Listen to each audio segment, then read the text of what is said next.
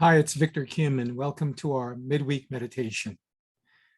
Today is Ash Wednesday. It's the beginning of Lent, the season of Lent, the 40 days before Easter, not counting Sundays. We call it Ash Wednesday because Christians over the centuries have been marked with ashes in the sign of a cross on their foreheads this day to be reminded of our mortality and our sinfulness, and to be called to repent. Of all the visible signs of faith, I think the cross marked with ash on our foreheads is maybe the one that is worn with the least amount of fanfare. I know a lot of Christians who are uncomfortable with having a cross marked on their foreheads, never mind going through their entire day with this symbol of the cross on their foreheads as they go through their public activities. Maybe it's just that they're embarrassed, or maybe it's that it's just part of a tradition that they haven't grown up with. But it really can't be the cross itself, right? I mean, the cross gets displayed in a very public way, whether it's through the wearing of jewelry, these days in tattoos, in our clothing. Celebrities I know wear bangles or around their necks, around their wrists, with crosses dangling down in the midst of all the other baubles that they're wearing. And I see lots of other signs of connection with the Christian faith, whether it's those yellow bracelets with "What would Jesus do" on it, or the fish symbols that decorate our cars, or the bumper stickers that proclaim "Jesus is my co-pilot," or "honk if you love Jesus." But ashes are different. I once stood outside a very busy financial sector within the downtown of a big city during the lunch hour, part of what we called ashes to go.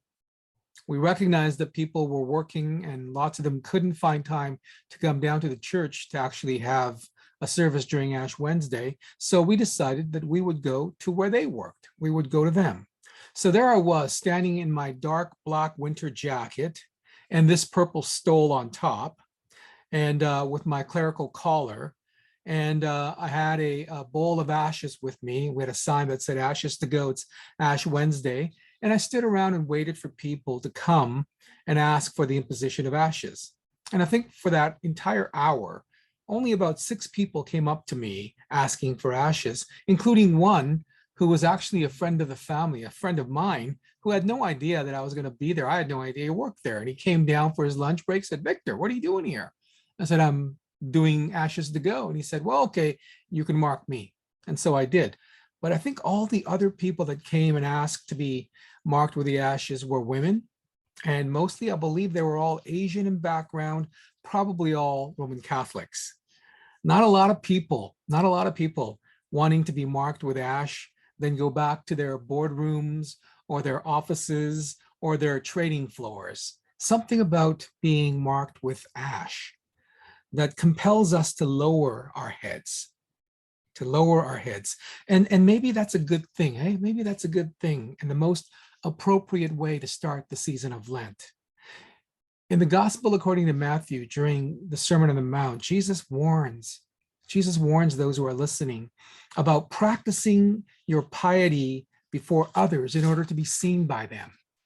Or when you give alms, when you give help, he says, don't let your left hand know what your right hand is doing, so that you can give in secret. When you pray, don't be like the hypocrites who love to stand and pray in synagogues and in street corners so that they may be seen by others, says Jesus. But go to your room and shut the door. Pray there. And God, who sees what you do in secret, God will see you. Jesus says, when you fast, don't go and disfigure your face, looking gaunt and dismal, but wash your face, put some oil on it. Do it quietly, secretly. God knows what you're doing. Other people don't need to know. We begin our journey of Lent in humility, in recognition of our mortality and of our sinfulness, of our need to repent from things like hypocrisy. I think that's why the ashes are maybe the best way, the most appropriate way to start Lent. It keeps us from too much pride and from too little humility. It follows Jesus' direction, commands to do what we do in secret, not to brag about it, not to make a show about it, as if we were acting. The word hypocrite in Greek was actually the same word for actor, one who performs in front of others, pretending to be something or someone he or she is not. So let's not act. Let's not act when it comes to our faith. Let's be genuine, sincere, honest, humble. And here's the thing. I think if we are truly humble about our faith, if we will be people who will give in secret, who will pray quietly, who will fast without fanfare, others won't see those aspects of our faith, but they will see a faithful person. They'll see a faithful person whose generosity will be seen in other ways, whose trust in God will shine forth in unmistakable ways, whose discipline around faith will be admired without it having been flashed in front of other people. I want to finish with a funny story about living true to who we claim to be.